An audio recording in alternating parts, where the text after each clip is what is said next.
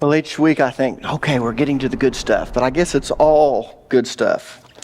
Well, last week we finished chapter 16. Chapter 16 explains in detail exactly what happens when each one of the 7 vials of God's wrath is poured out upon the earth. The first vial, of course, causes horrible sores upon everyone who takes the mark of the beast. The second vial turns all of the ocean's water into blood, and it's like the blood of a dead man, so all of the living sea creatures die. The third vial causes all of the rivers and the springs to turn to blood. Now, this is kind of interesting because what this is telling us is that all of the fresh water on the earth is going to be contaminated. The fourth vial increases the intensity of the sun to the point that it causes third-degree burns. The fifth vial is poured out upon the throne of the beast, and his kingdom is plunged into darkness. The sixth vial dries up the Euphrates River in order to prepare a way for the kings of the east to be able to move their armies to Armageddon. So all of a sudden, we're seeing that this is all escalating towards this final climax, which is the return of Jesus Christ. The seventh vial causes 2 things to happen. First, an earthquake occurs. And this earthquake is unlike any earthquake ever before it. It literally changes the topography of the world. Mountains are flattened, islands disappear. All the cities around the world collapse, including the great city of Babylon. Secondly, hail the size of beach balls begins to fall upon the earth. Each one weighs about 100 pounds each. So what the earthquake doesn't destroy, the hailstones will. Now, as I said last week, most conservative scholars believe that Jesus Christ is going to return when the 7th vial is poured out. And when his feet touch the Mount of Olives, that's when this huge earthquake is going to occur. And all of those armies that are gathered at Armageddon are going to feel the impact of it. And those that escape the destruction of the earthquake are going to be pelted by those 100-pound hailstones. And that's chapter 16. So naturally, we would expect to read about the return of Jesus Christ when we get to chapter 17, beginning with verse number 1. But that doesn't happen. Instead, we have another interlude. We keep having these interludes. Now, how many of you remember what an interlude is?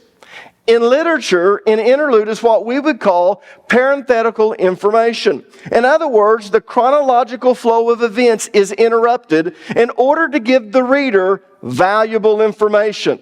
The type of information that would leave you in the dark if you were not given it. So this is information that we all need to know. So I want you to take a look at our chart.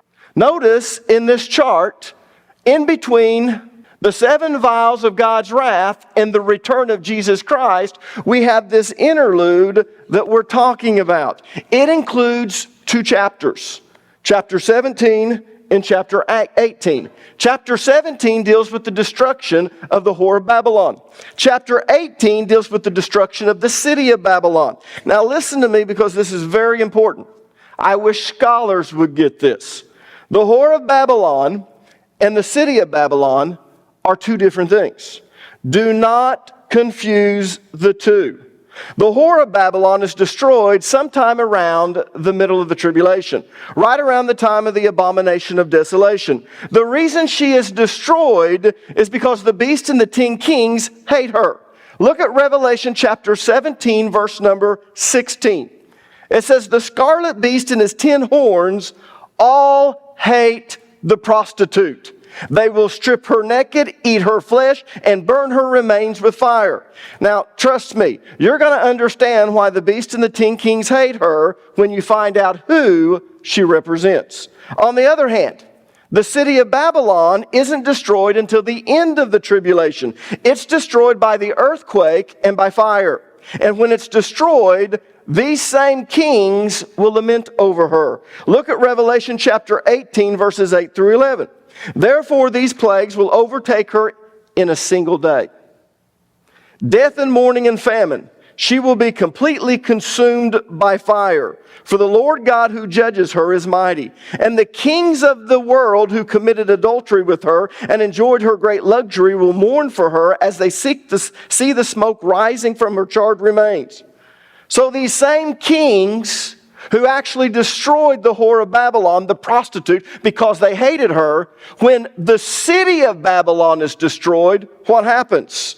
Well, they stand at a distance, terrified by her great torment. They will cry out, how terrible for you, O Babylon, you great city. In a single moment, God's judgment came on you. The merchants of the world will weep and mourn for her, for there is no one left to buy their goods.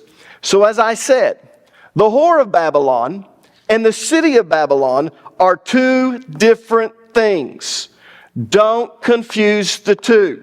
Because if you have a commentary at home, one of the biggest mistakes that scholars make is they confuse the whore of Babylon with the city of Babylon. And that's why chapter 17 and 18 don't make much sense. Does that make sense? Good. So turn to chapter 17 and let's find out who the whore of Babylon is. Let's read verses 1 through 7. And there came one of the seven angels which had the seven vials and talked with me, saying unto me, Come hither, I will show unto thee the judgment of the great whore that sitteth upon many waters, with whom the kings of the earth have committed fornication, and the inhabitants of the earth have been drunk with the wine of her fornication. So he carried me away in the spirit in the wilderness, and I saw a woman sitting upon a scarlet-colored beast, full of names of blasphemy, having 7 heads and 10 horns. And the woman was arrayed in purple and scarlet color, and decked with gold and precious stones and pearls, having a golden cup in her hand, full of abominations and filthiness of her fornication. And upon her forehead was a name written, Mystery, Babylon the Great, the mother of harlots and abominations of the earth. And I saw the woman drunken with the blood of the saints and with the blood of the martyrs of Jesus. And when I saw her, I wondered with great admiration. And the angel said unto me, Wherefore did you marvel? I will explain to you the mystery of the woman and of the beast that carrieth her, which had the 7 heads and 10 horns. Now I want you to notice in verse number 7 that the angel tells John that he is going to explain the mystery of the woman. In other words, the whore. And he's going to explain the mystery of the beast, which we've already studied when we were in chapter 13. How many of you remember being here for the 3 weeks that we studied the mystery of the beast?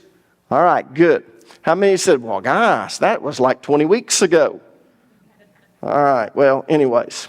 So now it's time to find out who the whore of Babylon is and why she's sitting on the beast. And the best way to do that is to look at all of the things that the angel tells us about her. And then, believe it or not, it's going to be obvious as to who this whore is. So let's look at all the things that the angel tells us about the whore of Babylon. In verse number 18, we are told that the whore is a city, and that this city rules over rules over the kings of the earth. Look at verse number 18. The woman you saw is the great city that rules over the kings of the earth.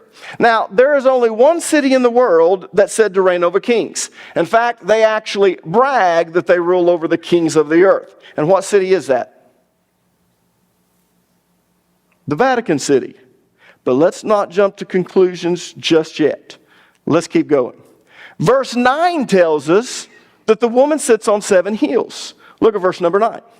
This calls for a mind with wisdom. The 7 heads are 7 hills on which the woman sits. And the woman is what? A city. So verse 9 tells us that the woman sits, or in other words, the city sits on 7 hills. Now for the last 2,000 years, only one city has been known as the city of 7 hills. That city is Rome, and more specifically, the Vatican City. Let me quote from the Catholic Encyclopedia, if you don't mind. It states, it is within the city of Rome, called the City of 7 Hills, that the entire area of the Vatican State proper is now confined. Verse 5 tells us that the whore's name is what? Mystery Babylon. Look at verse 5. And upon her forehead was a name written, Mystery Babylon the Great, the mother of harlots and abominations of the earth. Now I want you to understand something. The name of the whore is Mystery Babylon. A description of her is she is the mother of harlots and abominations of the earth. But her name that's written on her forehead is Mystery Babylon. Now here's what's interesting. Babylon was the code name for Rome in first century Christianity. In other words, Babylon is the mystery name of Rome. Mystery actually means secret, and the only one that supposedly knows the secret are those that are initiated. So in John's day, the secret name for Rome among Christians was Babylon. Now let me prove that to you. I want you to turn to 1 Peter chapter 5, verse number 13. If you don't have your Bible, make sure you write down this scripture. It says, your sister church here in Babylon sends you greetings, and so does my son Mark. Now, was Peter ever at ancient Babylon? No. Where was Peter when he wrote this letter or this book of the Bible?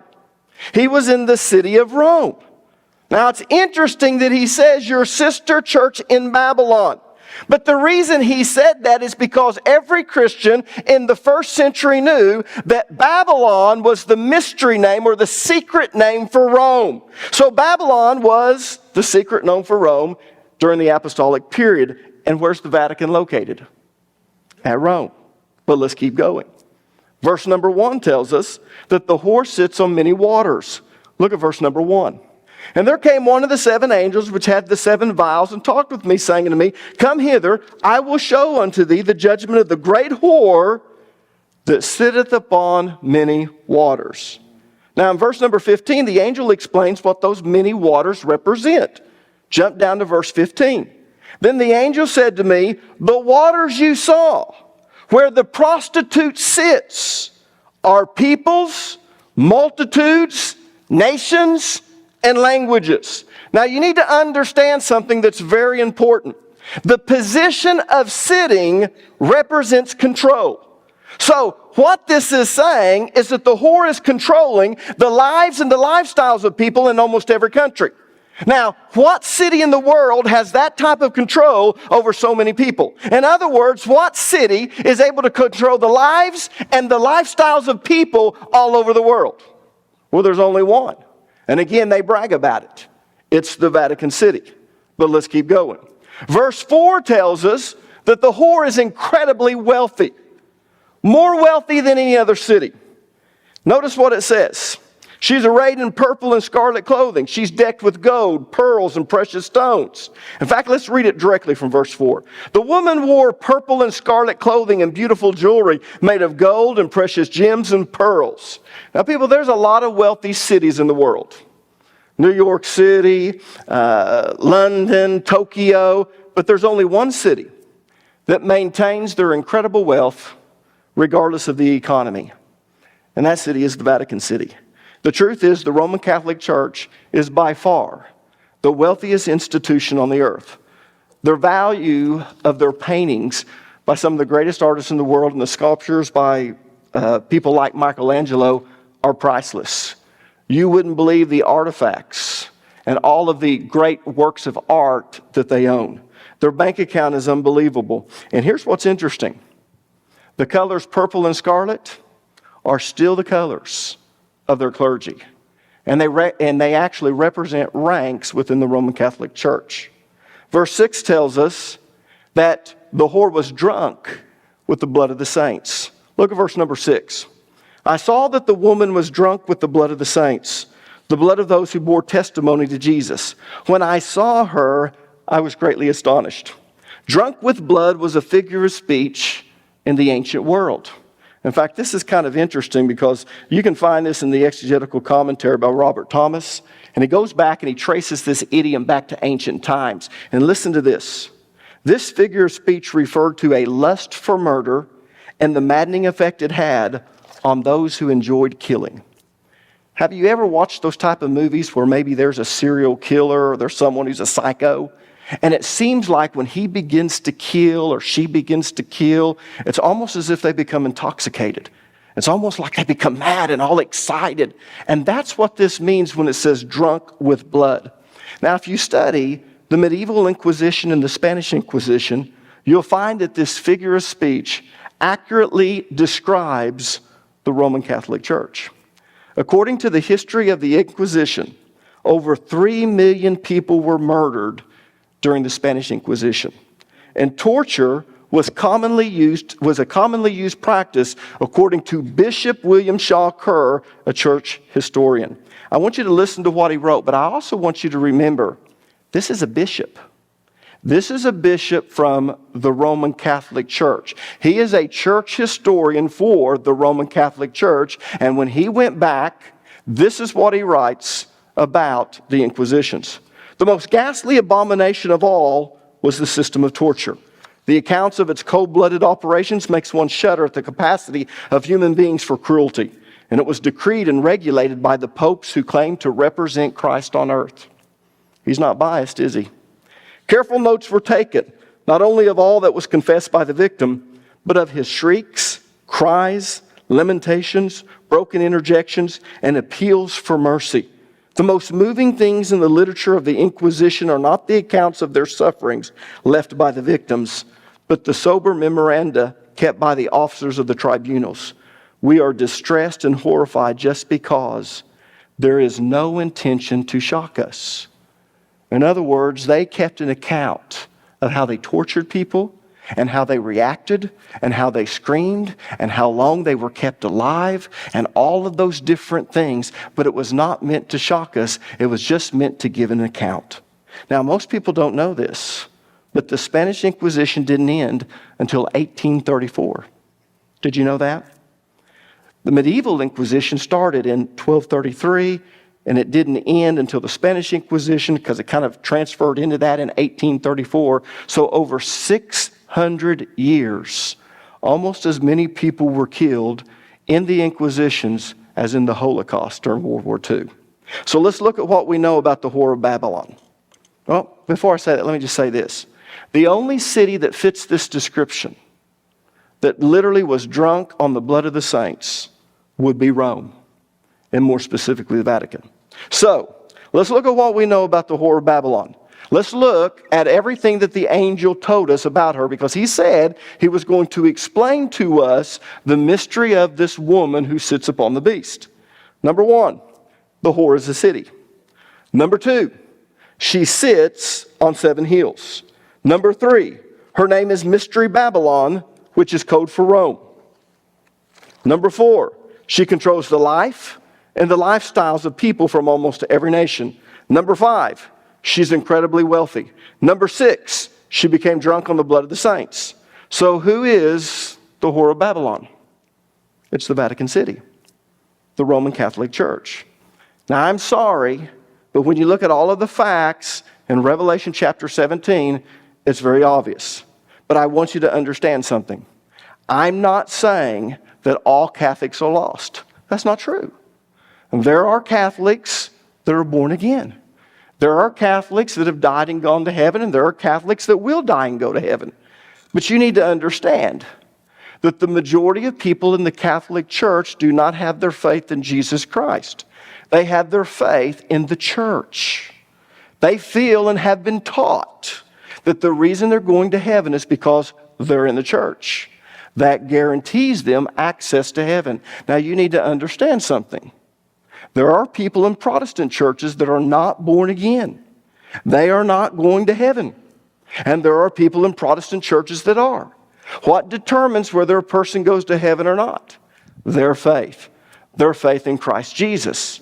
Now, one of the reasons the Protestant churches came out of the Roman Catholic Church, in fact, the word Protestant means to protest. The reason we protested it, and we tried to actually change the Roman Catholic Church, in the beginning, they never had any desire to actually pull out of the Roman Catholic Church. Their desire was to reform the Catholic Church, and that's why it's called the Reformation period, because their desire was not to come out of the Roman Catholic Church, but to reform it. They understood and believed that there should be only one church upon the earth, and that's what Catholic means. It means worldwide, and they wanted to be a part of that worldwide church. But when the church refused, or the Roman Catholic Church refused to reform, it was only then that they had to pull out. And what was the number one reason for us pulling out? It was because of the doctrine that the Roman Catholic Church teaches, that a person merits the merit of Christ. We need to understand something. We can never merit the merit of Christ. Does that make sense? Jesus Christ is the one who's died for our sins, and as a result of Him dying for our sins, we don't work for it. It's not by works, but it's by grace that we're saved. But the Catholic Church doesn't see it that way. You must merit the merit of Jesus Christ. And that is the abomination that they taught, and that's why there was a split. But I do want you to understand this. I am not bashing Catholics. I'm just teaching what Revelation chapter 17 is describing. Now, why is she called a whore? Let's be honest. If your child said that, you would wash his mouth out with soap, wouldn't you? So you're reading along in the Bible and it talks about the whore. Why is she called a whore? She's a whore because over the last 1,400 years, in fact, there's a mistake on your piece of paper. I didn't read over my notes real quick, or I read over them real quick and I did not correct that, but it's over the last 1,400 years. She's a whore because over the last 1,400 years, she has prostituted her values and her beliefs to gain political power and wealth. And there is historical evidence of this all through the history of the Roman Catholic Church. And she's the mother of harlots because she's enticed others to prostitute their values and their beliefs in order to please her. Now I want you to notice that the whore is sitting on the beast. Turn back to verse number 3, Revelation chapter 17. Then the angel carried me away in the spirit into a desert. There I saw a woman sitting on a scarlet beast that was covered with blasphemous names and had 7 heads and 10 horns. The woman is sitting on the beast. Now I want you to remember that the position of sitting has great importance. Why? Because the position of sitting represents control. So what this is saying is that the whore is controlling the beast. So according to verse number 3, the whore of Babylon will control the beast, but I want to make this little statement. In the beginning. In fact, the whore is the one that brings the beast into power. You see, during the first half of the tribulation, the beast is dependent upon the whore. Her influence, her worldwide influence, is what allows him to rise to power, and he's dependent upon her to stay in power, at least for the first half of the tribulation. But secretly, the beast and the 10 horns, the 10 kings, the 10 nations hate her. Why? Because they are Muslims. Remember me teaching that? And Muslims believe that Catholics are idolaters. They see all the icons, all the statues, even the crosses as idols. So even though the whore is going to be responsible for the rise of the Antichrist, for endorsing him, for giving him his power and giving him his influence, the Antichrist and the Muslim nations are going to secretly hate her. And when the Antichrist is firmly in control, he's going to turn on her along with all of the Muslim nations. Now, Pastor, where are you getting all this? Revelation chapter 17. Turn to verse 16. And the 10 horns that you saw. Horns represent, let me say that again. Horns represent kingdoms. Horns represent kingdoms. And the 10 kingdoms that you saw, they and the beast will hate the prostitute. They will make her desolate and naked and devour her flesh and burn her up with fire. Now, what does that mean? Well, underline the word desolate. Desolate is translated from the Greek word eremao. It means to strip of her treasures or to plunder her wealth. So when the beast turns on the whore of Babylon, the first thing that he's going to do is he's going to confiscate the wealth. He's not going to destroy the wealth. There's no reason to do that. He's going to confiscate her wealth. The second thing that he's going to do is he's going to strip her. The way it says it is that he's going to make her naked. To make her naked means he's going to expose her moral corruption to the public. Everything that she's done wrong is going to be exposed to the world. All of the backroom deals, all of the hypocrisy, everything. And he's going to use her corruption as an excuse to destroy her. The third thing that he's going to do is he's going to devour her flesh. That again is not a Hebrew idiom. It is an ancient idiom, and it means to murder. So he's going to murder all of the clergy. Now, what's kind of interesting is this devour the flesh is an idiom, and it expresses extreme vision or vengeance with hostility. In other words, they are going to do it with such hostility. And last but not least, it says he'll burn her with fire. In other words, he's going to burn the Vatican to the ground. It'll be completely destroyed. Now, when is all of this going to take place? Now, I told you when we began, I told you that it's going to take place sometime around the middle of the tribulation, right after the abomination of desolation. That's when the beast comes to his full power and the false prophet comes on the scene. At that point, he'll no longer need her. You see, during the first half of the tribulation, it's only because of her influence. She's actually sitting on the beast. She's in control of the situation. And because she has such vast influence over the world, especially when all of the Christians are raptured and they are out of here and there's no Christians that's able to stop that, with her vast influence, she's going to be able to take this man and allow him to rise to power, and the beast needs her. But that all changes at the middle of the tribulation, because now he's firmly seated in power. And when the abomination of desolation takes place, he no longer needs her. Now, if you remember, when the beast comes on the scene, I told you that the Muslims are going to accept him as the Al-Mahdi.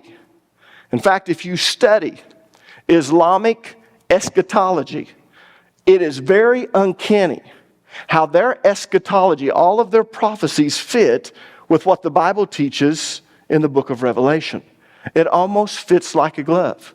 And so you can see why the world is going to be deceived. So when the beast comes on the scene, all of the Muslims are going to accept him as the Al-Mahdi. Now, who will the Muslims think the false prophet is? Do you remember? Jesus. At least their version of Jesus. Now, if you don't mind, let me read from the Muslim Sunnah.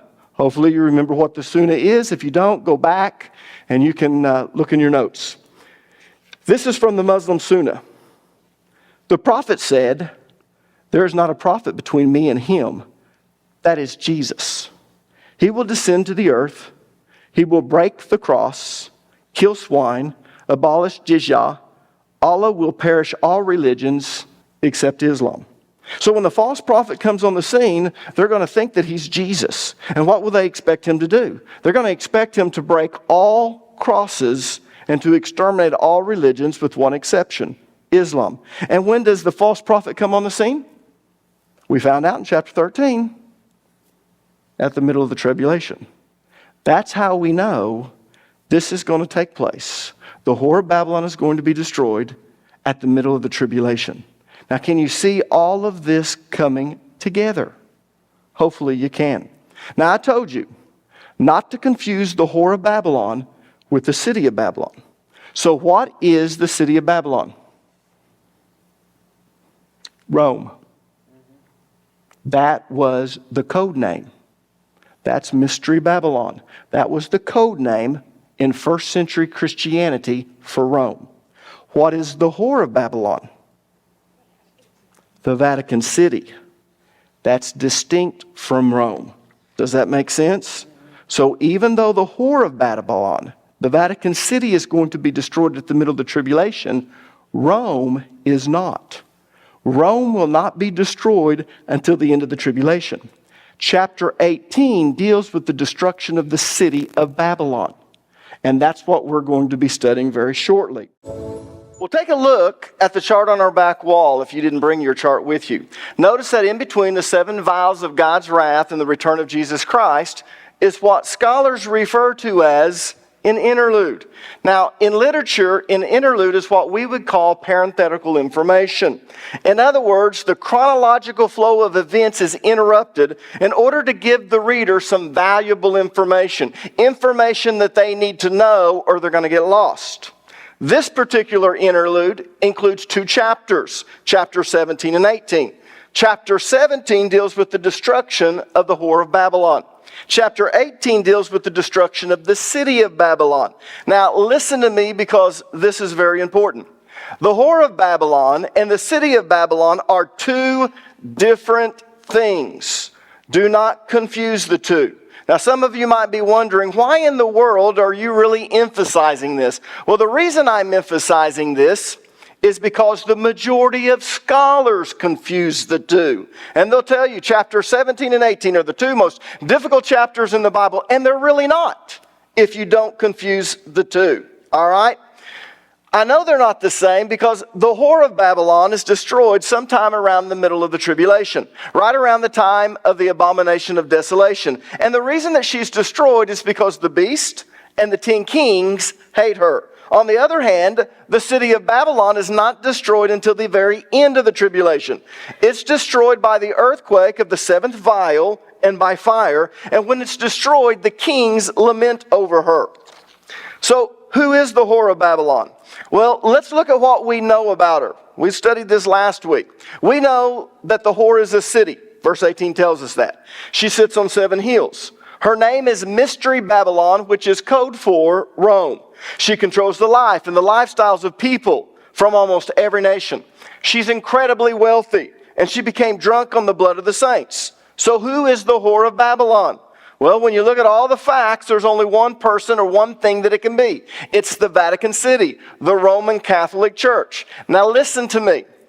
I am not saying that Catholics are not going to be raptured. There's going to be a lot of Catholics that are going to be raptured. And I'm not saying that the Roman Catholic Church is staying here and the Protestant Church is going to be raptured. No. The Bible does not make a distinction between God does not make a distinction between Roman Catholics and Protestants. Not at all. The distinction that God makes is between saved and unsaved. There's going to be a lot of Protestant people that are not going to be taken in the rapture. So I want you to understand that I am not coming in and picking on Roman Catholics. But when you look at all the facts, there's only one person or one thing that could be the whore of Babylon, and that's the Vatican City, the Roman Catholic Church. Now, why is she called a whore? Well, she's a whore because over the last 1,400 years, she has prostituted her values and her beliefs to gain political power and wealth. In fact, I almost brought a book out. It's really interesting reading, but it kind of gives you a history of the church. And let me just say this. The church as a whole does not have a good history.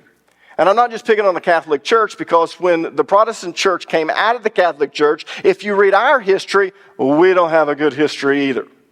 Most of the time, Christians have not acted like Christians. But the reason that God refers to her as the whore of Babylon is because she has prostituted her values and her beliefs. She's also referred to as the mother of harlots because she's enticed others to prostitute their values and their beliefs in order to please her. Now, in verse number 3, we are told that the woman is sitting on the beast. Look at verse number 3. Then the angel carried me away in the spirit into a desert. There I saw a woman sitting on a scarlet beast that was covered with blasphemous names and had 7 heads and 10 horns.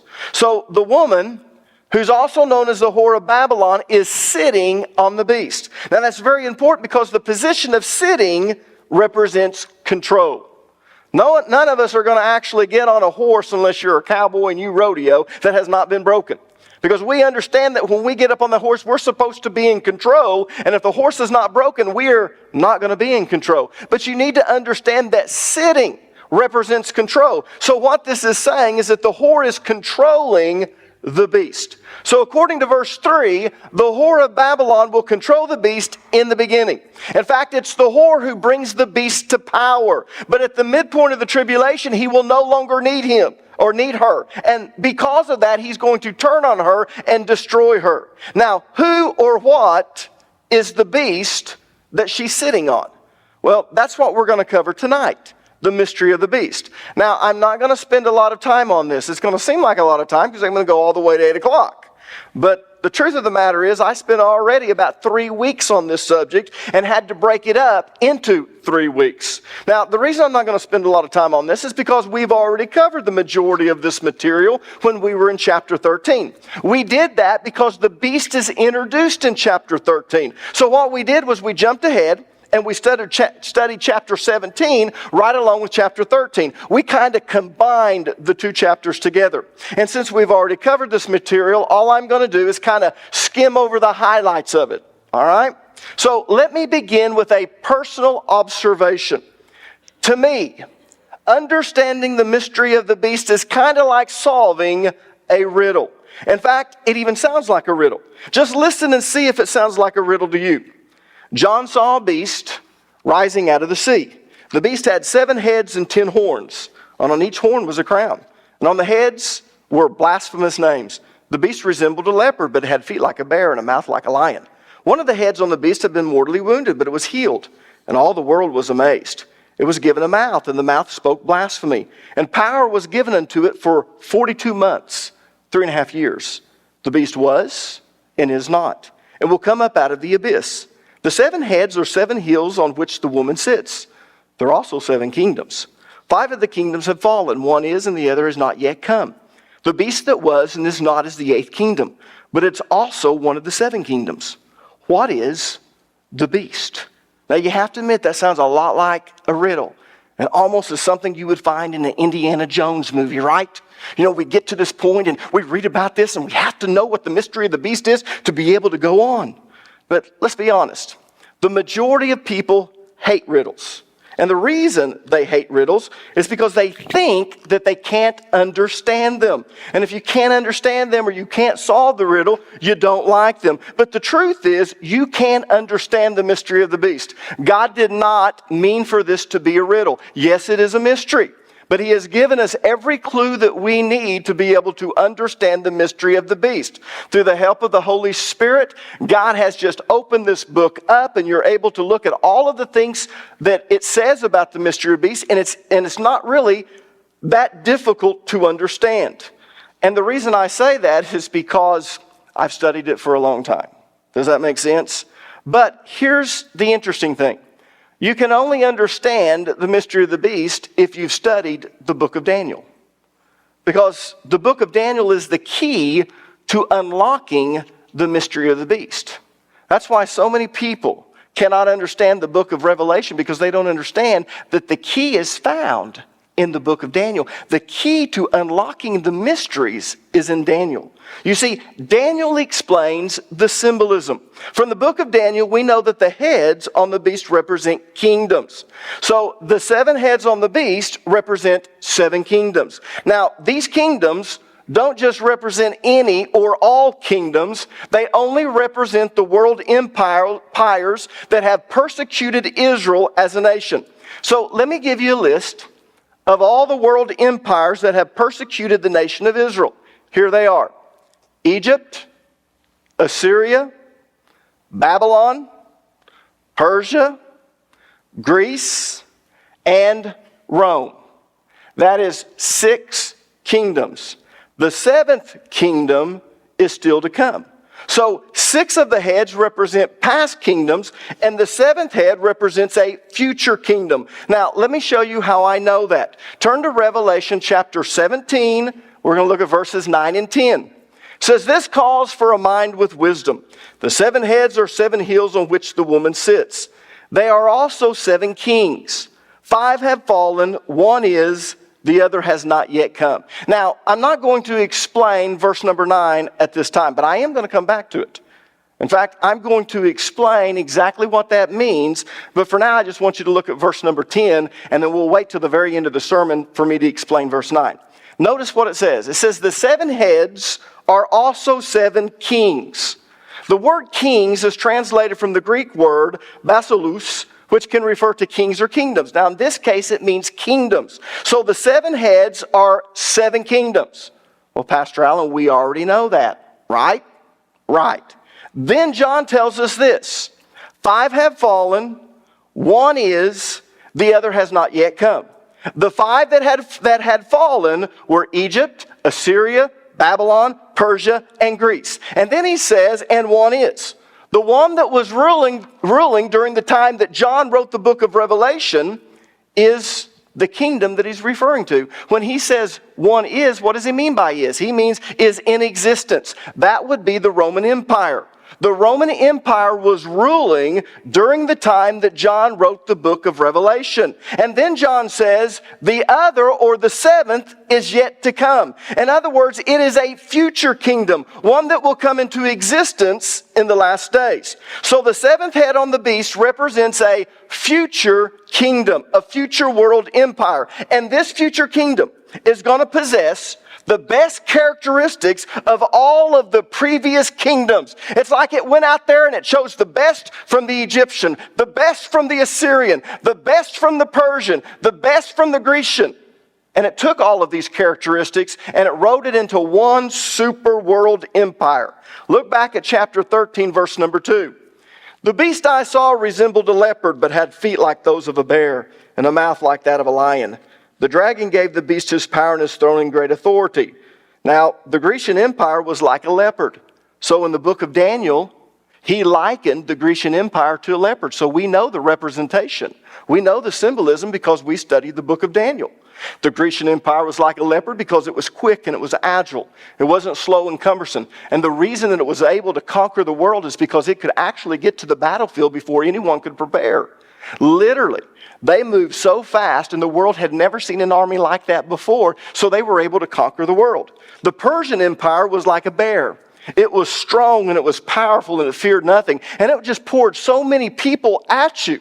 Kind of like what the Japanese did in World War II when they would just charge and they would have these just mass people just running towards the lines. And that was how the Medes and the Persians were. They were like a bear. The Babylonian Empire was like a lion. It was ferocious, but most of all, it was majestic. It was probably the most majestic kingdom that ever was up until that time. Now, we've had a few since then, but it was a very majestic one. So what this is telling us is that the beast is going to be a combination of all of the best characteristics of the previous kingdoms. So in essence, the seventh and the final kingdom will be the most powerful and the most wicked kingdom that's ever existed. We know it's going to be the most wicked because Satan is the one who gives it its power and its authority. Look at the last part of verse 2. We read this. The dragon gave the beast his power and his throne and great authority. Now we found out in chapter 12 that the dragon is who? Satan. So of course Satan is the one who gives it its authority, its power. And so as a result of that, it's going to be the most wicked kingdom there's ever been. Now verse 3 in chapter 13 tells us that one of the heads received a fatal wound. Look at verse 3. One of the heads of the beast seemed to have had a fatal wound. But the fatal wound had been healed. The whole world was astonished and followed the beast. Now, if you've read the Left Behind series or if you've watched any movies that deal with this, they always show the Antichrist being assassinated in some way. He receives his head wound and he comes back to life. But actually, that's not what this is talking about. So I'm going to give you a little bit of a history lesson so you can understand what this is talking about. Every one of the previous kingdoms that we've talked about were conquered. But once they were conquered, they were absorbed into the kingdom that conquered it with one exception. That exception was the Roman Empire. So even though every one of the first 5 kingdoms eventually fell, they still continued on by being absorbed into the next kingdom, the kingdom that had conquered them. The only exception was the Roman Empire. It fell, but it was not absorbed into another world empire. So basically, the Roman Empire died. And that's the fatal wound that John is talking about. But one day, the Roman Empire will be revived in the last days. In other words, this fatal wound is going to be healed. That's why we refer to the beast as the revived Roman Empire. Now, turn to verse number 5 in chapter 13.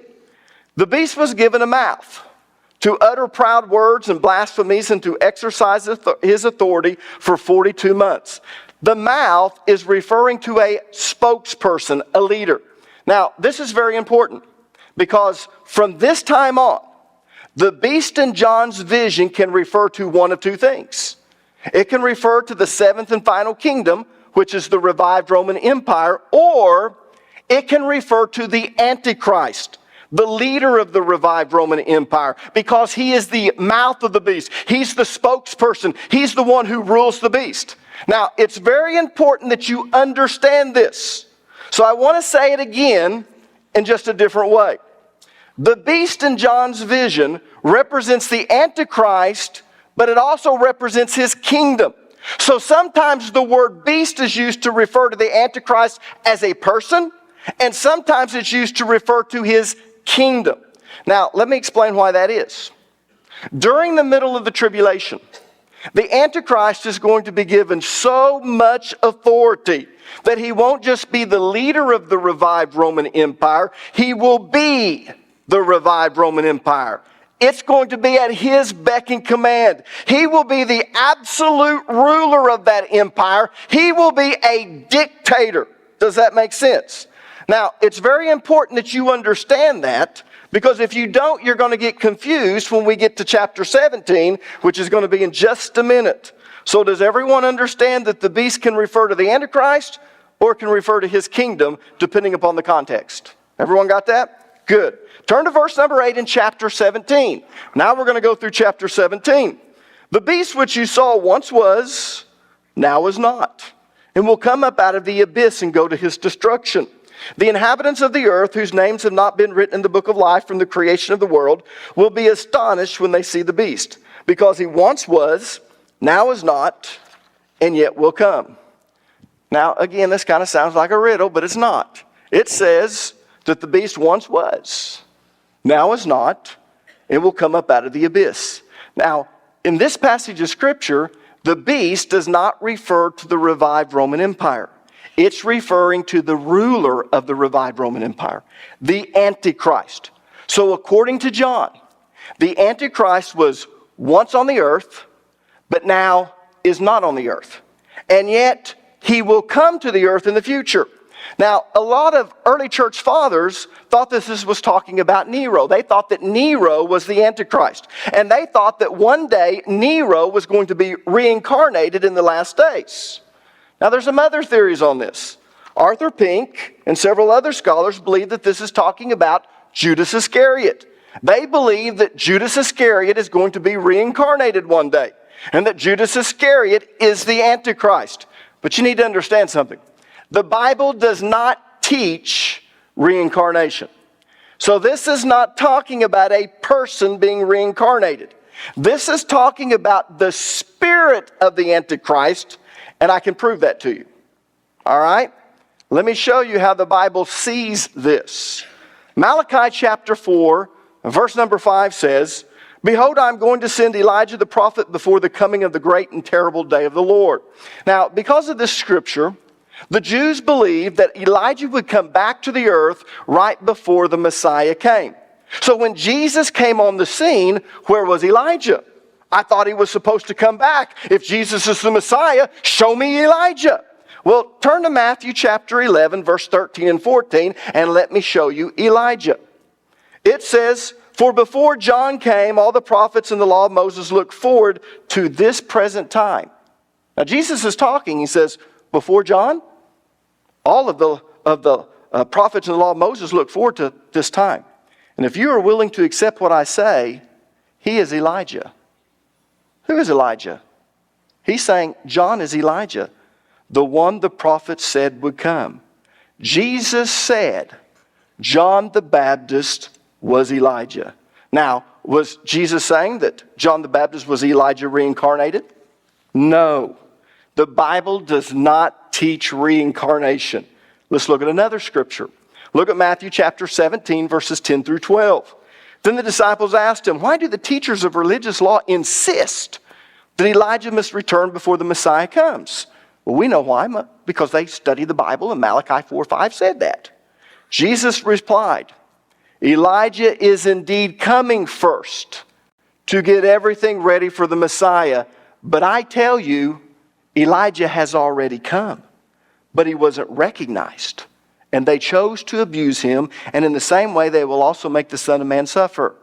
Now notice what he's saying. Elijah did come and they didn't receive him. Who was Elijah? John the Baptist.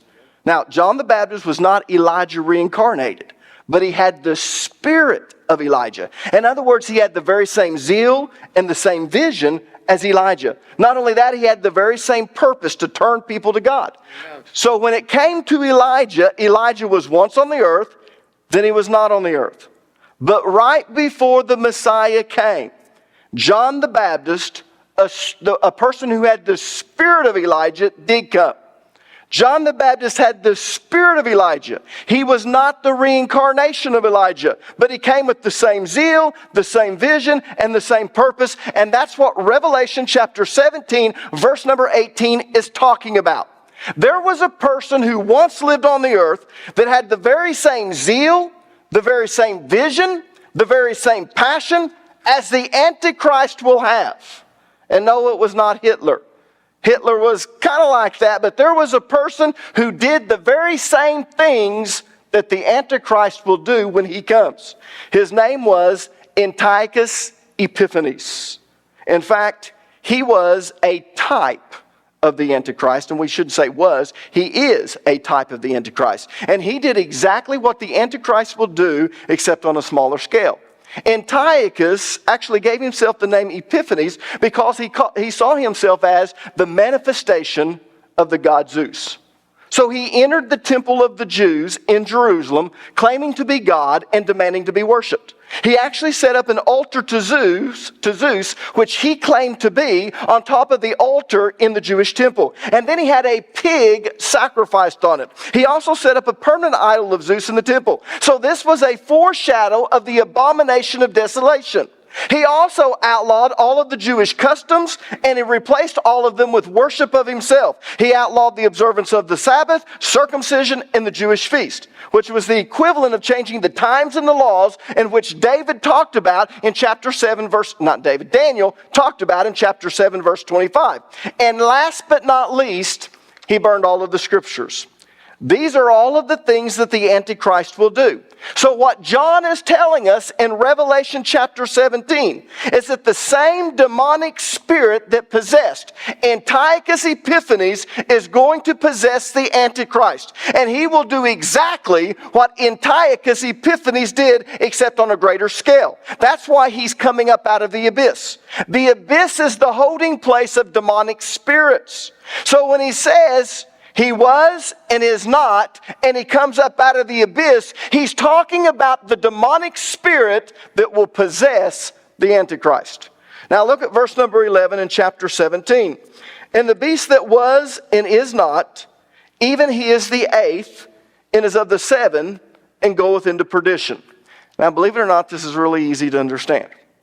The seventh and final kingdom, which is the revived Roman Empire, is going to be made up of a coalition of 10 kings.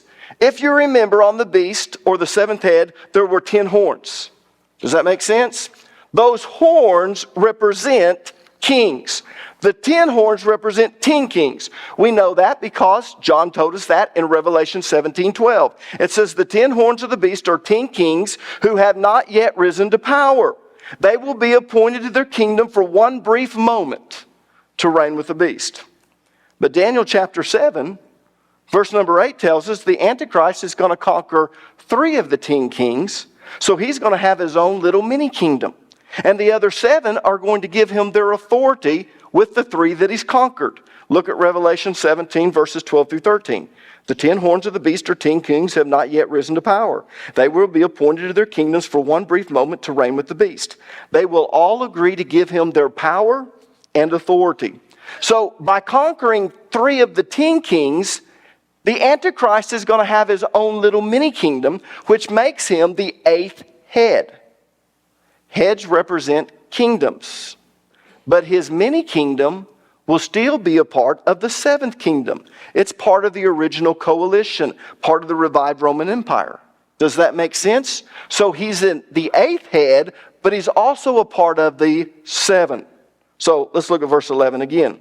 And the beast that was and is not, even he is the 8th. In other words, he has his own mini kingdom and is of the 7, still a part of the coalition, and he goeth into perdition.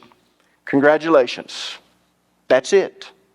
You now understand the mystery of the beast, which means that you belong to an elite group of Christians, because a very small minority of people truly understand the mystery of the beast. Now, before we end, we're going to go back to verses 9 and 10, because I told you that I was going to explain verse number 9. Verse number 9 and 10 says, "This calls for a mind with wisdom. The 7 heads are 7 hills on which the woman sits. They are also 7 kingdoms. 5 have fallen, 1 is, the other has not yet come." Now, verses 9 and 10 is what scholars refer to as double symbolism, because the 7 heads represent 2 different things. We only looked at one thing that they represent. The 7 heads represented 7 kingdoms. We kind of went off on a tangent there. But we just kind of ignored verse number 9. Did you notice that? This is a double symbolism, because the 7 heads represent 2 different things. The 7 heads are 7 hills on which the woman sits. The 7 heads are also 7 kingdoms.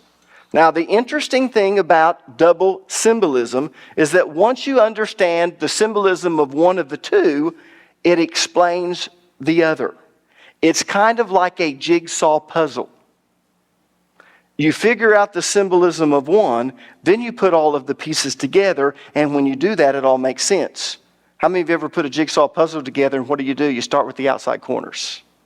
It's like, if I can get all the outside corners together and then get all these colors. Well, whenever you have double symbolism, you have to figure out one of the symbolisms of the 2, and when you do that, it begins to fit together. So, let's look at what we know. We know that the woman is a city. We studied that last week. Verse number 18 clearly says that. She sits on 7 hills. Now, there is only one ancient city that's known as the city on 7 hills. Now, why do we say ancient city? Because there's another city, isn't there? Someone's going to come up and ask me later. I'll tell you. But there's only one ancient city that's known as the city on 7 hills, and that's Rome. We also know, because we figured out the symbolism, that the 7 heads represent the revived Roman Empire. Remember, 5 of the heads have fallen. 1 is, the other has not yet come. So the 7th head on the beast represents a future world empire, but because this future empire is going to possess the best characteristics of all of the previous kingdoms, it also has the other 6 heads. That's why this beast has 7 heads and doesn't just have that 1 head, it also has the previous 6. So the 7 heads on the beast represent the revived Roman Empire. Now, let's look at what verse number 9 says. It says, this calls for a mind with wisdom. The 7 heads are 7 hills on which the woman sits. Now, the woman is what? Verse 18, the woman is a city. So let's just take, can everyone see this?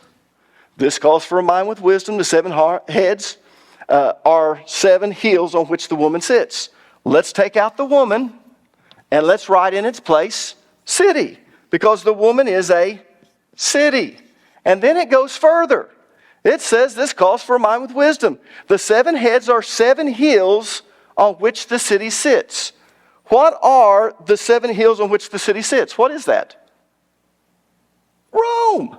The only ancient city that sat on 7 hills was Rome. So let's take out the 7 hills on which the city sits, and let's just write in here, the 7 heads are Rome. Does that make sense? But let's go a little bit further. What do the 7 heads represent?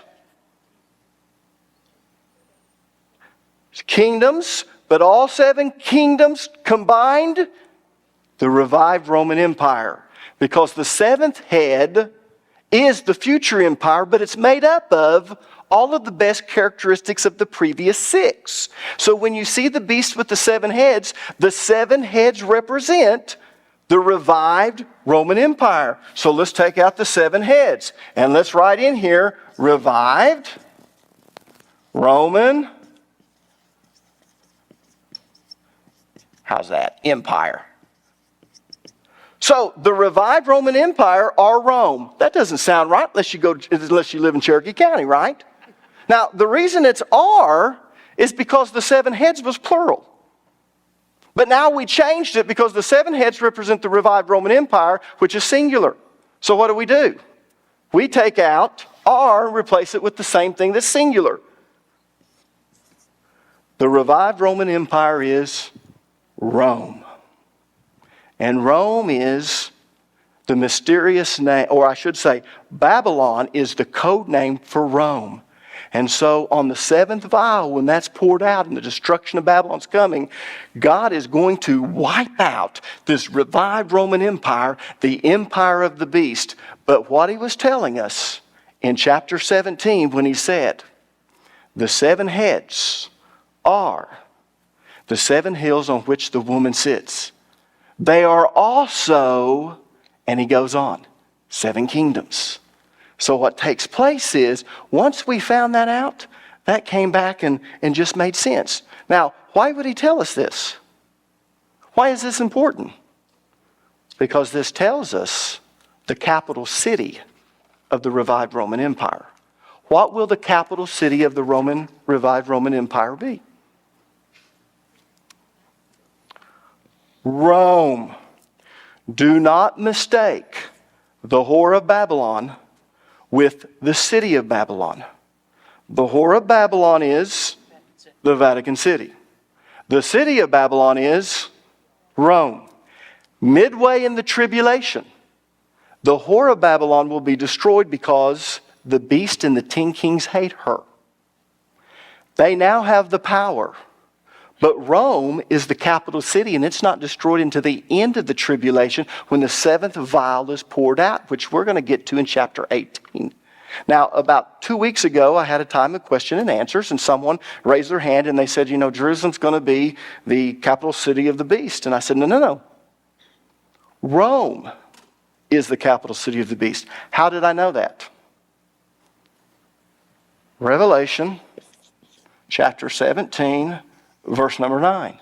Well, doesn't Jerusalem play an important part? Yes, he will have a palace in Jerusalem. But kings have palaces all over. In fact, if you go to Israel, when we're up on the Mount of Olives, we're also going to go behind a place that's called the Seven Arches Hotel. The Seven Arches Hotel actually was, as I've already told you, was the Jordanian palace when the Jordans had control of Jerusalem. But after the war and Israel took over that, then of course they had to move the palace and they converted it into a hotel. But what's kind of interesting about it is he has palaces all over. The beast is going to have a palace in Jerusalem, but the capital city of the revived Roman Empire will be the very same place that it was in John's day. And that's why it's given the mysterious name of Babylon, because they referred to it as. So tonight, we hope to finish chapter 18. Now, chapter 18, as I've already told you, describes the destruction of the city of Babylon.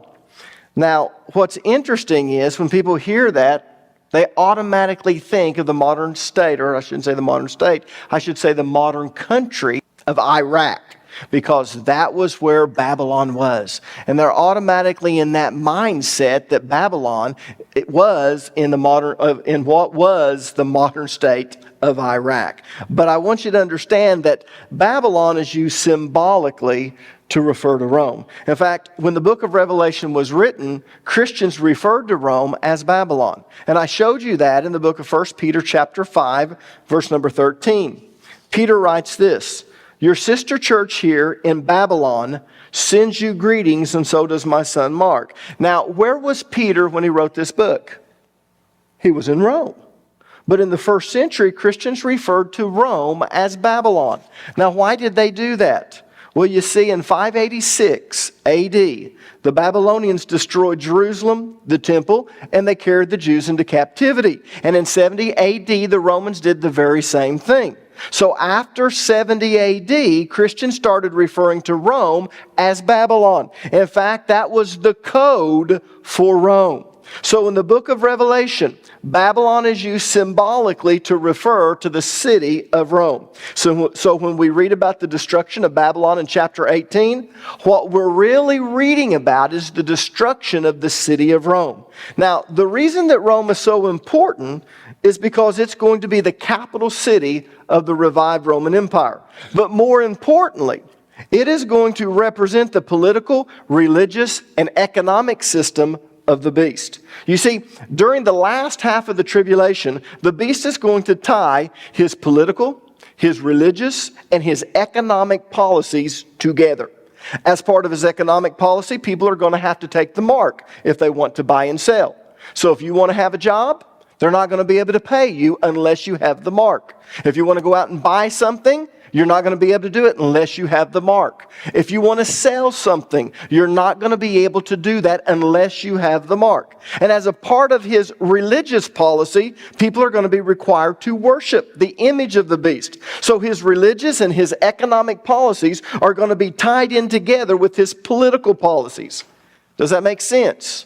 Now, that's important, and the reason it is because as the capital city of the revived Roman Empire, Rome is going to represent the political, religious, and economic system of the beast. So this is kind of confusing, and here's why I say that.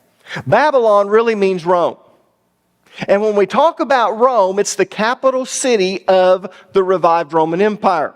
But we're really referring not just to the city of Rome, but also this whole system that the beast has set up. And the reason we say that is because it represents the system of the beast.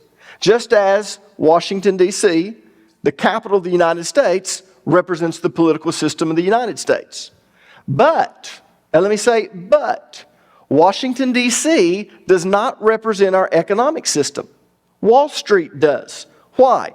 Because our political, religious, and economic systems are not tied together.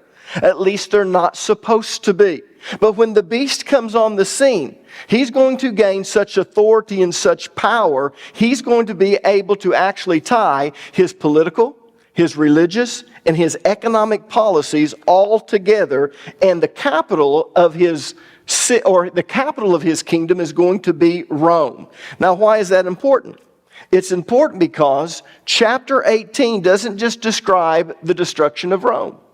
It also describes the destruction of the political, religious, and economic system of the beast. I want you to think about this. We're going to get to the point in chapter 18 where the kings are looking at the destruction of Babylon. In other words, Rome. And they're going to begin to lament and they're going to begin to wail. If it was just one city, why would they do that? Yes, it's a horrible thing, but it doesn't mean that we can't get over this. Oh, yes, it does. Because it's not just talking about the destruction of Rome, which it is, but Rome also represents a system, the system of the beast. Does that make sense? Good. Now, let me begin by giving you a basic outline of chapter 18, because I think if you can see how chapter 18 is laid out, it's going to help you to understand exactly what you're reading. So here's a basic outline of chapter 18. In fact, it's going to come up on the screen. Just kind of follow along with me. In verses 1 through 3, an angel announces the fall of Babylon. In verses 4 through 8, believers are commanded to leave the city. In verse 4, it's the command to leave, and in verses 5 and 8, it's the reason for God's judgment upon Babylon and why they need to leave. In verses 9 through 19, three groups lament over Babylon's destruction. In verses 9 and 10, you have the kings of the earth lamenting over her destruction. In verses 11 through 17a, you have the merchants lamenting over her destruction. In 17:9 through 19, you have the sea captains and the sailors lamenting over her destruction. And then in verse number 20, there's a call for the heavens and all the saints to rejoice over the destruction of Babylon. And then in verses 21 through 24, you have the destruction of Babylon. And basically, it's a visual picture of the destruction of Babylon, and it's giving us finality. It's giving us kind of this overall sense that Babylon's never going to be raised again. This system is dead, and it's gone. So what I want to do as you look at this outline is I want to follow the outline as we go through chapter 18, and I think it'll help you make more sense of this as you read through it later on. The first three verses simply announce the fall of Babylon, so turn to verses 1 through 3. After this, I saw another angel coming down from heaven. He had great authority, and the earth was illuminated by his splendor. Now, let me just say this. This is not Jesus Christ. There are some scholars that say this is Jesus Christ, but in the book of Revelation, Jesus is not referred to as an angel. But I want you to notice something. This angel has great authority. That means that he's in the presence of God. And if you remember, whenever Moses went into the presence of God in the tabernacle, when he came out, what happened to his face? His face almost glowed, it illuminated. So this is kind of giving us the very same picture. This is an angel with great authority. It means he's in the presence of God. So when he comes, of course, the earth is going to be illuminated by his splendor because he's been in the presence of God, the glory of God. Verse 2. With a mighty voice he shouted, "Fallen, fallen is Babylon the Great. She has become a home for demons and a haunt for every evil spirit, a haunt for every unclean and detestable bird. For all the nations have drunk the maddening wine of her adulteries. The kings of the earth committed adultery with her, and the merchants of the earth grew rich from her excessive luxuries." Now I want you to notice that verse number 1 begins with, after this. In other words, after the seventh vial of God's wrath is poured out. After this, an angel announces that Babylon has fallen. In other words, Babylon has finally been destroyed. The word fallen is written in the aorist tense, which means that it has already happened. So when the seventh vial of God's wrath is poured out upon the earth, the earthquake is going to occur. And when that earthquake occurs, Babylon is going to be destroyed. Now, what the angel says next is very interesting. The angel says that Babylon has become a home for demons and a haunt for every evil spirit and a haunt for every unclean and detestable bird. Now, this can be interpreted in one of two ways. It can mean that Babylon has become a deserted place. It's been destroyed and now it's deserted. Because in Jewish tradition, demons and unclean spirits lived in deserted places. In fact, if you remember when Jesus was teaching on demonic spirits, and he talked about demonic spirits being cast out, that they go into a desert place, and then they come back, and they find a home that's been cleaned out, and they come and they bring 7 more wicked. Do you remember that story? Well, that kind of comes from Jewish tradition. So what they believe, or some scholars believe, is that this is the result of her complete destruction. She's completely deserted, and that's all that this is saying.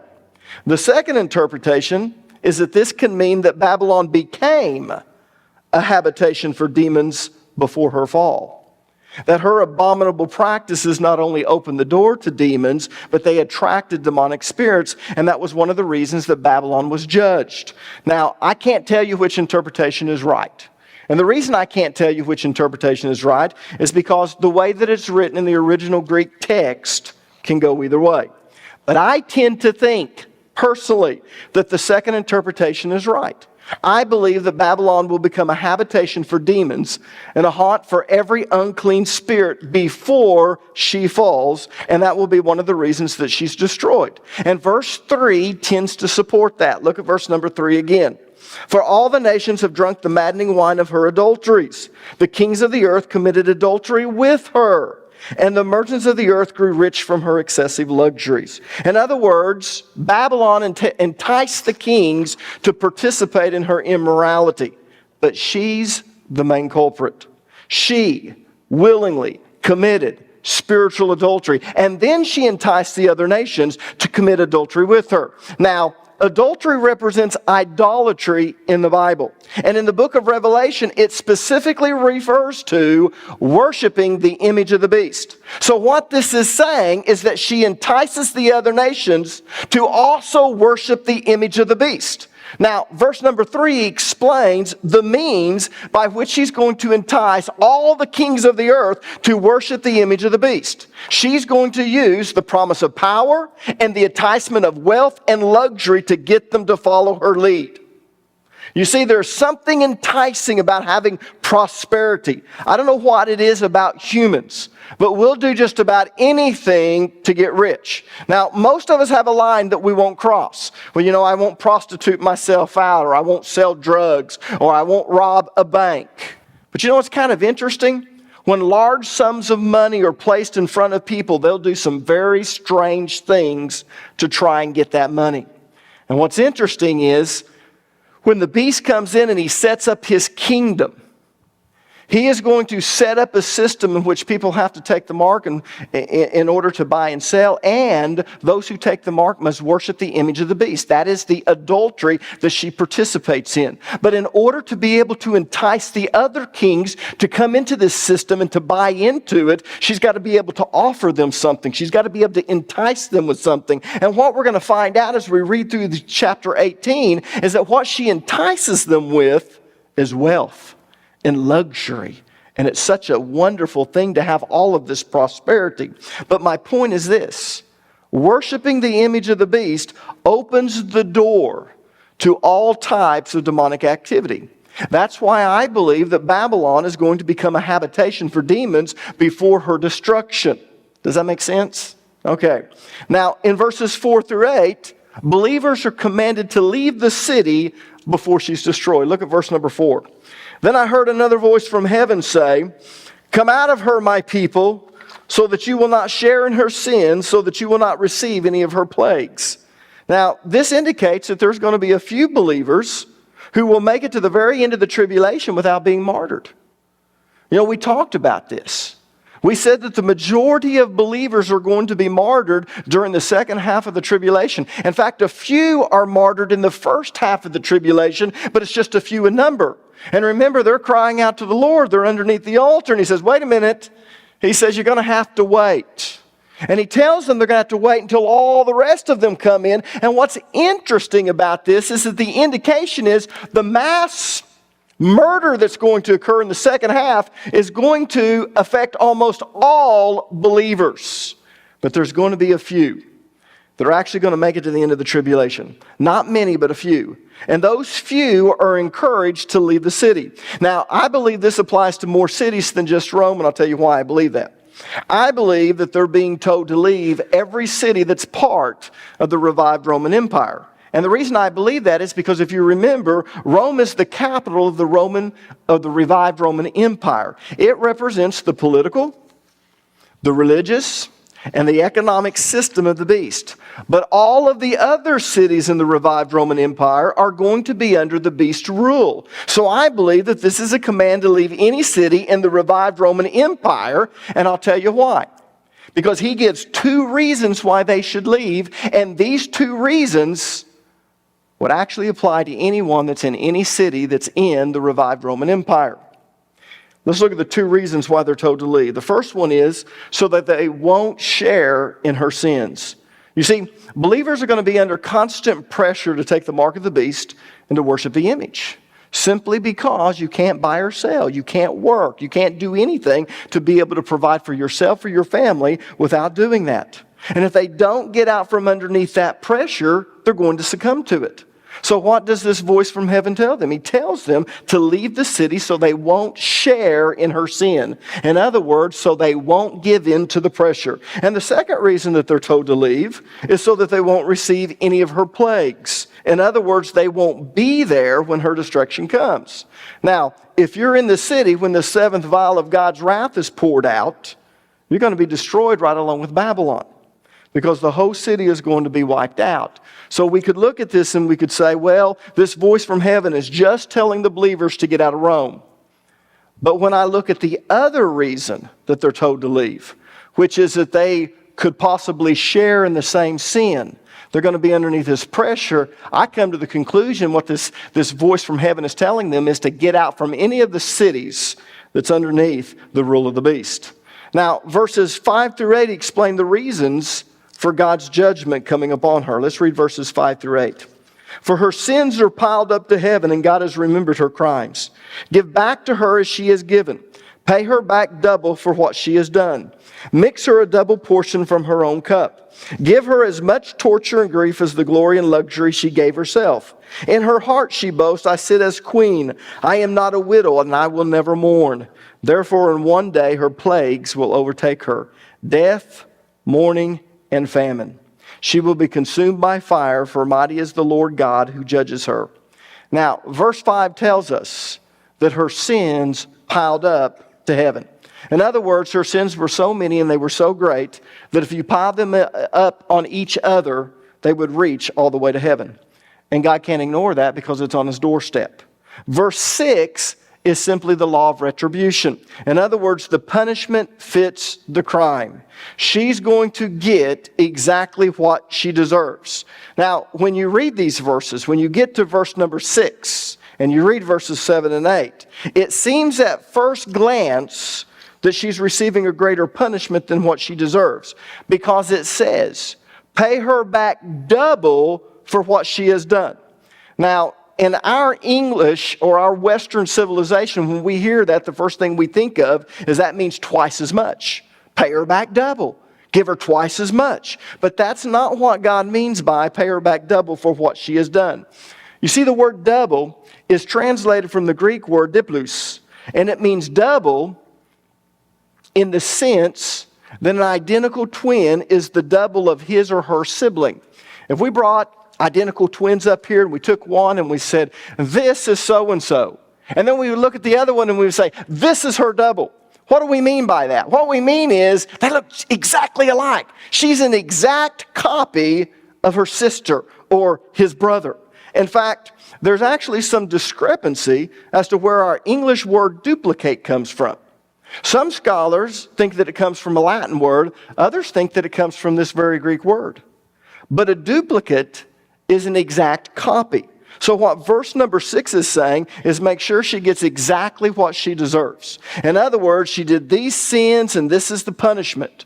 So you make sure that you make an exact copy that she gets this punishment, exactly what she deserves. Now, when her destruction comes upon her, it's going to be a huge shock. It's going to be a huge shock to the beast. It's going to be a huge shock to everyone that's in this system because Rome or Babylon thinks that she's invincible. Look at the last part of verse number 7. In her heart she boasts, I sit as queen. I am not a widow and I will never mourn. Now, I want you to notice her attitude. First of all, she boasts that she's a queen. Now, why would she not say, I'm a king? Because when you refer to cities, you refer to them in the feminine gender, right? New York is a she. London is a she. We don't refer to Tahlequah as a he. Maybe we do that in church. No, I'm just kidding. When you refer to cities, you refer to them in the feminine gender. So what she's saying when she says, I'm a queen, is that I rule the world. No one can take me down. Secondly, she makes the boast that she's not a widow. Now, we really don't understand this statement because we've never lived in a culture where it is such a hardship to be a widow. But you need to understand that in the ancient world, becoming a widow was the fear of every woman. It was the fear of every woman. Because it was difficult to make it in their culture without having a male provider and a male protector. And Babylon here sees the beast as her husband. She's the city, she's the capital, she's the queen, and the beast, the system, it's her husband. And she thinks that she can't be widowed. In other words, she believes that the beast is invincible, that he cannot be conquered. And as a result of that, she's shocked when she goes down. And last but not least, she boasts that she will never mourn. So for these reasons, she's going to be destroyed. Let's go over the reasons. Number 1, she became a habitation for demonic spirits and a haunt for every unclean spirit. Number 2, she committed spiritual adultery and enticed others to commit adultery with her. And what was the adultery? She worshiped the image of the beast. And she enticed others to worship the image of the beast. And she used her wealth and she used her power to entice other nations to do the same thing. Number 3, her sins are so many and so great. And the reason he just left it at that is because you could go into, well, she martyred the saints, they did this, they did that, but they didn't do that. He just came and said her sins are so many and so great that if you piled them on top of each other, they would reach the heavens. And number 4, she boasted that she can't be destroyed. For these reasons, she's going to be destroyed in 1 hour, in 1 day. In fact, it says in 1 day, but we get to the very end, it says in 1 hour. And what that means is suddenly. Look at verse number 8.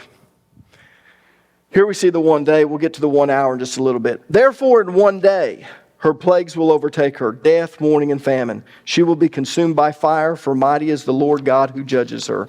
Now, when she's destroyed, 3 groups are going to lament over her destruction. That's in verses 9 through 19. So let's kind of break it up into the 3 different groups because they all lament over her for different reasons. The first group that's mentioned is found in verses 9 and 10. It says, when the kings of the earth who committed adultery with her and shared her luxury see the smoke of her burning. Why the smoke of her burning? Because she's going to be on fire. When this earthquake occurs, it's just going to totally demolish it, and you're going to see the rubble, the smoke from the rubble coming up. You're going to see all the fires caused by all the electrical problems. All of these things are coming up. So it says, when it sees the smoke of her burning, they're going to weep and mourn over her. Terrified at her torment, they will stand far off and cry, woe, woe, O great city, O Babylon, city of power. In 1 hour, your doom has come. Now, the reason they weep over her destruction is twofold. First of all, since they committed adultery with her, they actually feel like they're losing a lover. But I would say it this way. They're losing a partner in crime. It's kind of like When you see someone doing something you know they shouldn't do, but boy, it looks very lucrative, and after a while you realize they're not going to get caught, so you join in. And then you just happen to be at a different place at a different time, and as you're pulling up, you see that they're being arrested, and the first thing you do is you stand afar off because you don't want to be a part of that, but you're also thinking, oh no, I participated in that too. And that's what the kings are doing.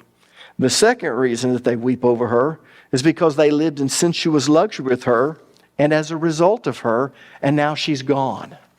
They're losing the wealth and the power that they received as a result of giving in to her enticements. You see, and this is the point I want everyone to really come out of this with a good understanding of.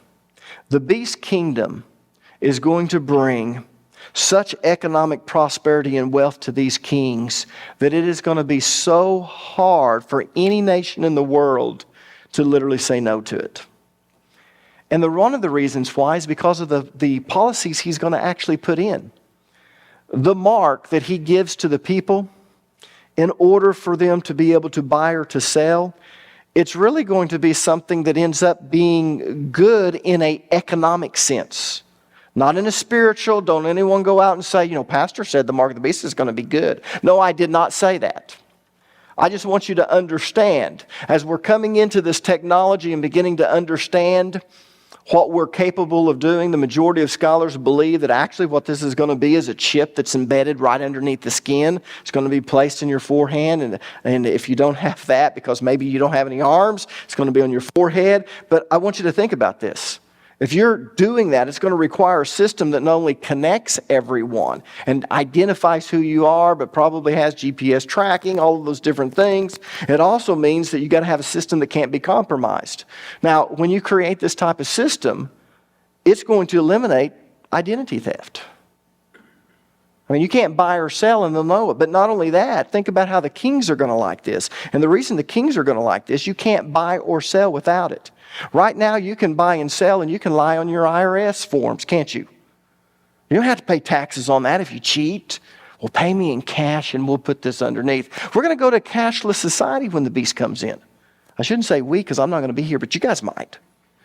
Now, you're going to go to a cashless society when the beast comes in because you can't buy or sell without this mark, and it's probably, as I said, going to be a chip. So what takes place is there won't be any money. Money will be worthless. And so there's no reason to get that boat or to buy that car, to do this and that, because you have nothing to give, and I guarantee you're not going to be able to barter with enough potatoes to pay for a house. But the interesting thing about it, because of the way this system works, you can't fudge on your taxes either.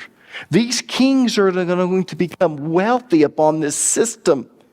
So when Babylon is destroyed, so is their gravy train. Remember, Babylon isn't just a city. Babylon is also an economic system.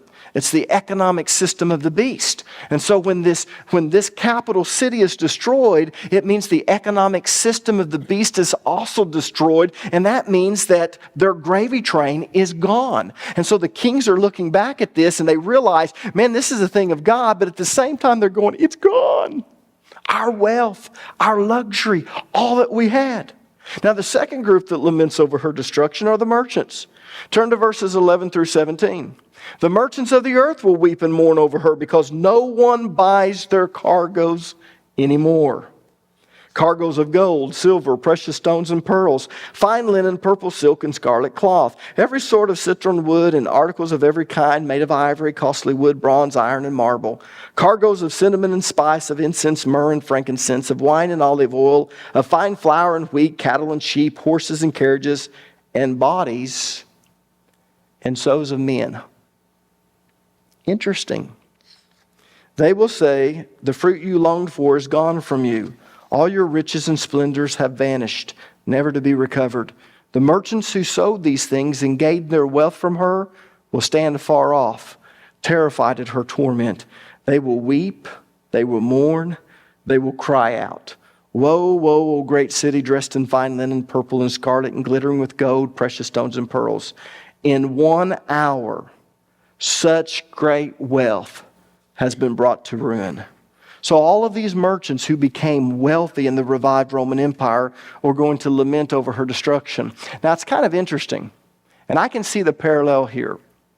Many of the scholars believe that the wealth of future Rome is going to be much like ancient Rome. And when you go back to ancient Rome and you look at her when she was at the pinnacle of her power, it is amazing the extravagant luxuries that they had in the city of Rome. They were basically bringing things from every part of the world, the known world of the time.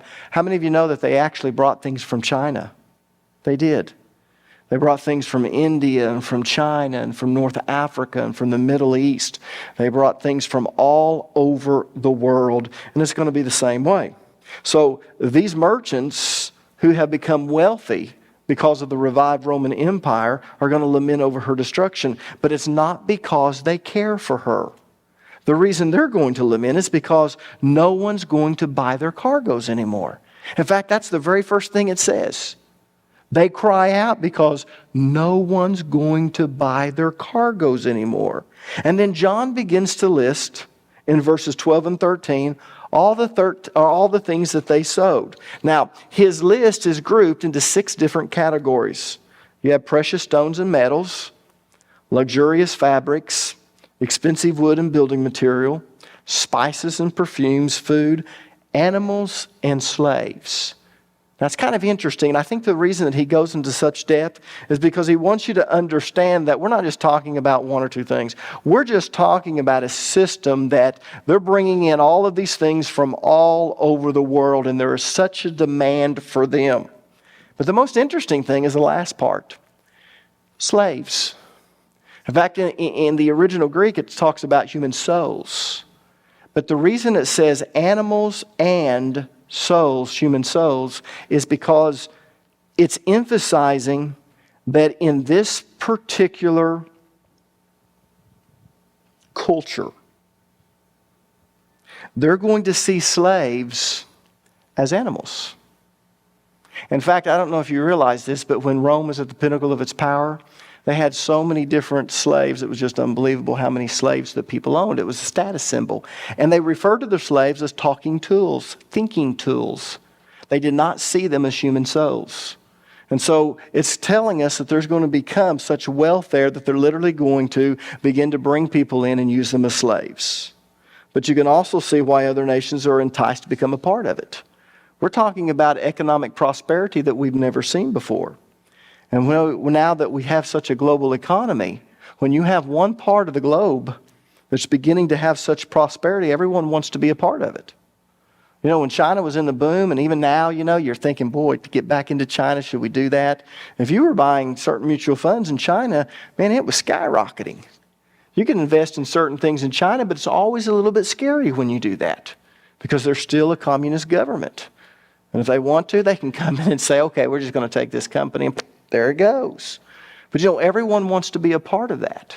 And in this global economy, you're going to see a part of the world.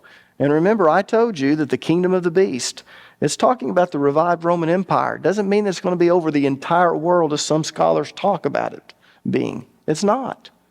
But it's going to entice all of the other nations to want to be a part of this. Now, when Babylon falls, the merchants are going to weep over her for one simple reason.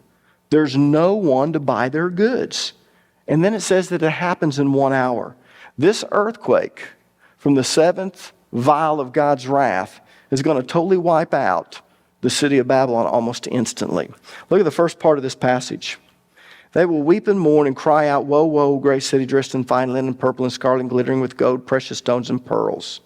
In 1 hour, such great wealth has been brought to ruin. Now, I want you to see, the reason it says it this way is because this is the perception of the merchants. They don't go, think about all those poor people that died in that city. They're not thinking that way. Did you see that? In 1 hour, such great wealth has been brought to ruin. They just see this in dollar signs. You know, it's kind of sad, but we're that way as humans. You invest into something, and maybe it's something that goes bad because there was some type of disaster and something's destroyed. You know, we don't go, how many people were killed? The first thing that we think of is, what about my money? And this is the way the merchants are. When this city is destroyed, the first thing they think is, man, in 1 hour, such great wealth has been brought to ruin. Now, the third group that laments over her destruction is found in the last part of verse number 17 through 19. So turn to verses 17 through 19. It says, every sea captain and all who travel by ship, the sailors and all who earn their living from the sea will stand far off. When they see the smoke of her burning, they will exclaim, was there ever a city like this great city? They will throw dust on their heads and with weeping and mourning cry out, woe, woe, O great city, where all who had ships on the sea became rich through her wealth. In 1 hour, she has been brought to ruin. Now, the third group are the sea captains, the sailors, every person who makes their living transporting material throughout the Mediterranean Sea and as the other nations begin to come out throughout all of the oceans. And they're going to lose their livelihood when Babylon is destroyed. You see, they've become wealthy from Babylon, and now it's gone. And so when you're reading through chapter 18 and you're reading about these three groups lamenting over Babylon, when you get to the very end of that part, you immediately think that it's going to talk about the destruction of Babylon, but it doesn't. One group is going to rejoice over the destruction of Babylon. Who's going to rejoice over the destruction of Babylon? Christians. But where are those Christians going to be?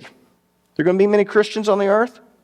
No, most of them are raptured out, and the ones who became saved afterwards, they're going to be martyred. You're going to have a few that's left, but who's going to be rejoicing? Those in heaven. Look at verse number 20. Rejoice over her, O heaven. Rejoice, saints and apostles and prophets. Everything that you've looked forward to is coming to a climax. God has judged her by the way that she treated you. Now, at first, it might seem kind of offensive to rejoice over the destruction of all of these cities, and especially this one big city and all the people that must have died as a result, until you remember who Babylon represents. Babylon is Rome. And as the capital city of the revived Roman Empire, she represents, as I've been saying, the political, the religious, and the economic system of the beast. The same system that murdered the saints. The same system that required all of its citizens to worship the beast. The same system that blasphemed God and refused to repent of their sins and said, no way. So this judgment is just and it's fair. God's saints are finally going to be vindicated and divine justice is finally going to be served, and heaven rejoices over this because God cannot set his kingdom up upon this earth until his judgment comes, and this is his judgment coming. And then chapter 18 ends with a visual picture of the destruction of Babylon. Let's read verses 21 through 24 because this is a beautiful picture. Then a mighty angel picked up a boulder the size of a large millstone and threw it into the sea and said, with such violence, the great city of Babylon will be thrown down, never to be found again. What could destroy a city like that? That great earthquake. The music of harpists and musicians, flute players and trumpeters will never be heard in you again. No workman of any trade will ever be found in you again. The sound of a millstone will never be heard in you again. The light of a lamp will never shine in you again. The voice of bridegroom and bride will never be heard in you again. Your merchants were the world's great men. By your magic spell all the nations were led astray. In her was found the blood of prophets and of all the saints and of all who have been killed on the earth. Now, as I said, this is a great picture of what's going to take place. In fact, verse number 21 is a great picture of what's going to happen once Babylon is destroyed or when Babylon is destroyed. This angel picks up a huge boulder the size of a millstone and throws it into the sea. Now, the millstone that we're talking about is not the small stone that women used with their hands and had this little hand mill and they did their own little bit that they would prepare for one meal. No. It's talking about a large millstone that had to be turned by oxen. It's the type of millstone that would weigh several tons. And so he picks up this boulder that weighs several tons and he throws it into the sea. Now here's what's interesting. Whenever you throw a boulder like that into the sea, you can't pull it out. Man, it's there for good. Now, I'm not saying with modern technology we couldn't go down there and pick that boulder up, but in the picture in John's day, when you threw a boulder into the sea, what it meant is that it's over, it's there. You can't bring it out. It's there for good, and that's the point. He's giving a visual picture of what's going to happen to Babylon. When it's destroyed, it will never rise again. It's over for good. Now, if you remember, when we looked at the 7 heads upon the beast, we said that every one of those heads represents a kingdom that persecuted Israel. And it started all the way back. Egypt, Assyria, Babylon, Medes and Persians, Greece, Rome. You see, we're going through all of this, and what's interesting is one empire would be destroyed, but that was okay. Another empire would come up. Do you know what he's telling us here? This is it, people. When God destroys this last empire, when he destroys the kingdom of the beast, there's not going to be another evil one that takes its place. This time, Jesus Christ is going to return. And he's going to set up his kingdom on earth. And we're never again going to have that kingdom or any kingdom like it ever set up on the earth again. Now, to drive the point home, he starts giving the examples of everyday life that will no longer exist and will never exist again in Babylon. Musicians will never be heard in Babylon again. No craftsman of any trade will ever work in Babylon again. No one will ever prepare food in Babylon again. There will never be any more homes in Babylon. That's what it meant by lamps. Those lamps he's talking about are those little bitty lamps that they would light and you would place in the homes at night. And no one will ever experience the joy of being married in Babylon again. Now, why does he say in Babylon? Because people will live on the earth. And we're going to find that out when we get to the millennium. We're going to live on the earth and we're going to experience all of these things. Musicians are going to be there, craftsmen. But Babylon represents all of these world empires that were against God. It represents the system of the beast who's empowered by the devil. And Babylon is going to be gone forever when it's destroyed. Now here's the interesting thing. When Rome is destroyed and the cities are destroyed, there's going to be those who escape. They weren't killed. And they're going to come to this valley of Armageddon. And when they're there at the Valley of Armageddon, they're still defiant. There's no way this is going to be taken from them. And we're going to find out in chapter 19, Jesus Christ returns. But that's chapter 18. And hopefully with my outline, you can go home tonight, you can read through it, and you go, I understand this.